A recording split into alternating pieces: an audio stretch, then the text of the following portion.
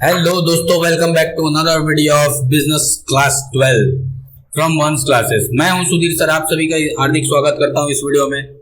पिछली वीडियो थी हमारी वीडियो नंबर 1.5। हमने वहां पर लेवल ऑफ मैनेजमेंट और उसके पहले वीडियो थी उसमें हमने टॉप लेवल ऑफ मैनेजमेंट सारी चीजों को डिस्कस कर लिया है। आज हम पढ़ने वाले हैं management is an art. Management art क्यों है, ये सारी चीजें आज हम यहाँ डिस्कस करने वाले हैं। ठीक है दोस्तों, तो चलिए स्टार्ट करते हैं इस वीडियो को और पढ़ते हैं मैनेजमेंट आर्ट कैसे है। Art can B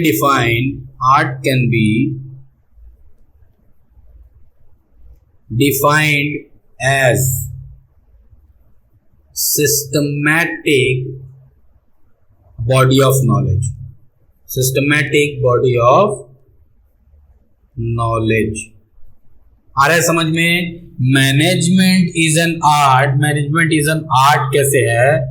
art can be defined as systematic body of knowledge. मतलब मैनेजमेंट का सारा प्रोसेस बॉडी ऑफ नॉलेज पे टिका रहता है। बॉडी ऑफ नॉलेज मतलब ये जो आर्ट है ना, ये पूरा सिस्टमैटिक बॉडी ऑफ नॉलेज है। मतलब जैसे बोला जाए मैनेजमेंट आर्ट का मतलब, जैसे जो आर्टिस्ट होते हैं उनके पास वो आर्ट है, वो कला है उनके पास जिससे वो आर्टिस्ट बने हैं। जैसे मान लो एक पेंटर मतलब उसमें body of knowledge according to painting, इतनी उसमें बॉडी ऑफ नॉलेज है अकॉर्डिंग टू पेंटिंग जिससे वो पेंटर बन पाया। हम उठ के जाके पेंटर नहीं बन सकते।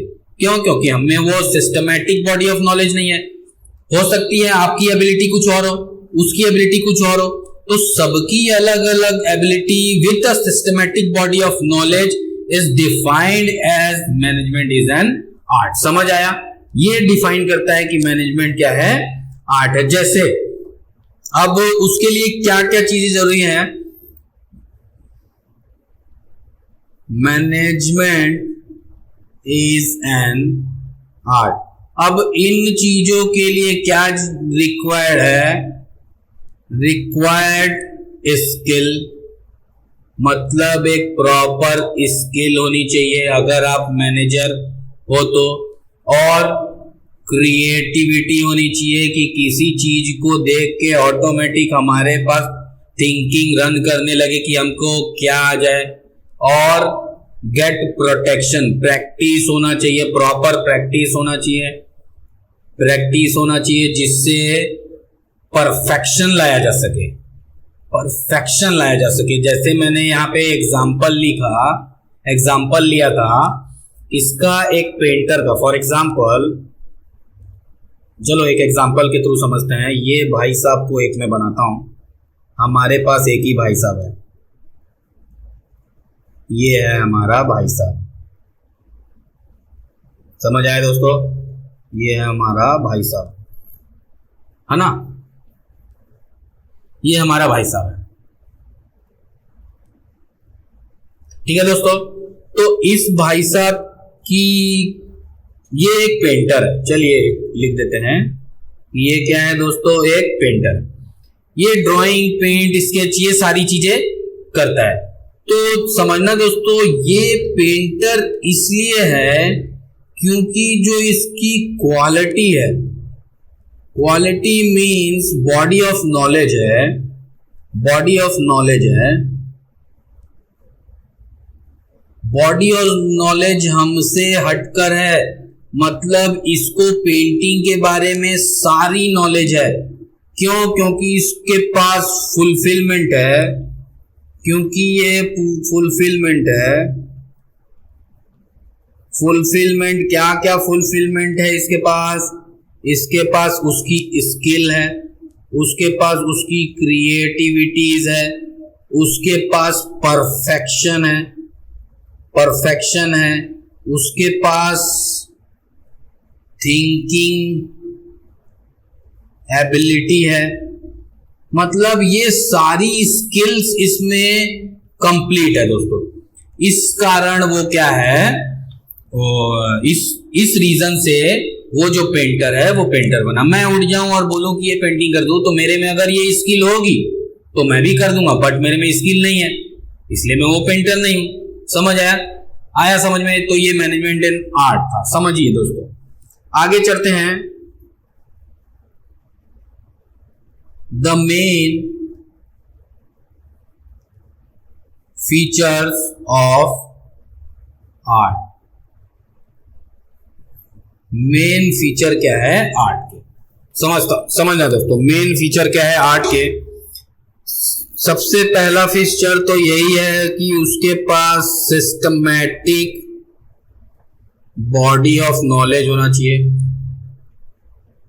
सिस्टमैटिक बॉडी ऑफ नॉलेज होना चाहिए। फर्स्ट फीचर इसका यही है, सिस्टमैटिक बॉडी ऑफ नॉलेज होना चाहिए।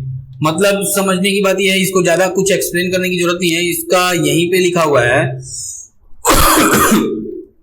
सिस्टमैटिक बॉडी ऑफ नॉलेज का मतलब यह है कि वो जो भी उसके पास नॉलेज है, एनी काइंड ऑफ नॉलेज, जो भी उसके पास नॉलेज है वो सारा theoretical as well as practical both हो।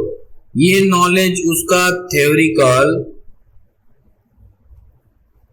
एज वेल एज प्रैक्टिकल, मतलब वो पूरा वैसे ही होना चाहिए। फॉर एग्जाम्पल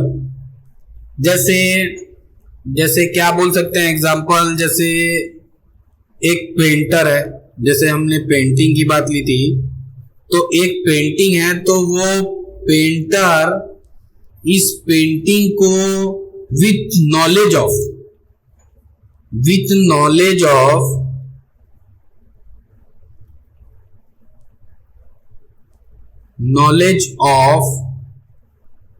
कलर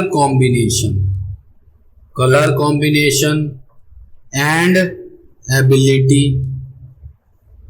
इस कौन सी ability? Thinking ability.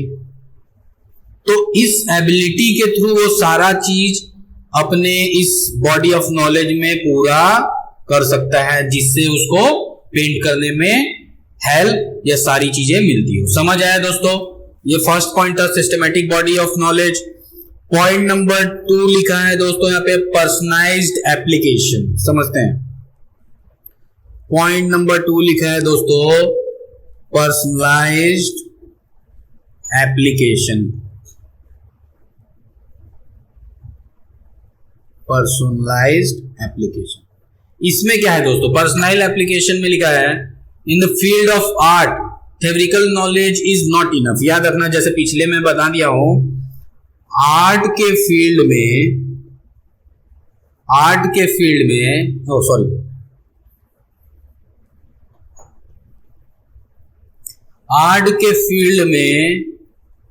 Only theoretical knowledge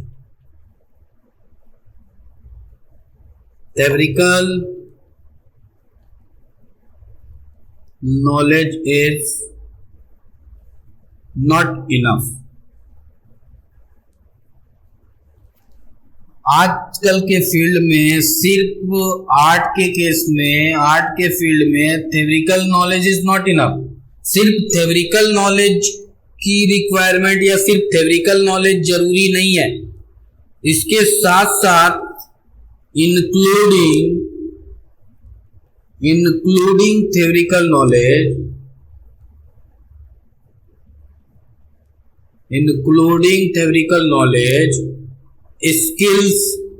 skill की भी जरूरत है और क्रिएटिविटीज की भी जरूरत है और परफेक्शन की भी जरूरत है। सारी चीजें हमें जरूरत होनी चाहिए। आया समझ में? आया कि नहीं? समझ आया? तो एक हैशटैग में बोला जा सकता है, these features of art is also present in management. समझ आया? ये फीचर्स तो मैनेजमेंट में होना ही चाहिए। समझ आया दोस्तों? फिर लेते हैं पॉइंट नंबर 3। पॉइंट नंबर 3 है हमारा, ये लास्ट पॉइंट करते हैं, इसके फीचर्स को फिर खत्म करते हैं। बेस्ड ऑन, इसका पॉइंट नंबर 3 है, based on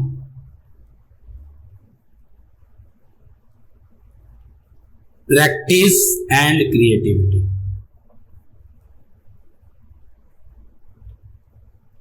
practice and creativity,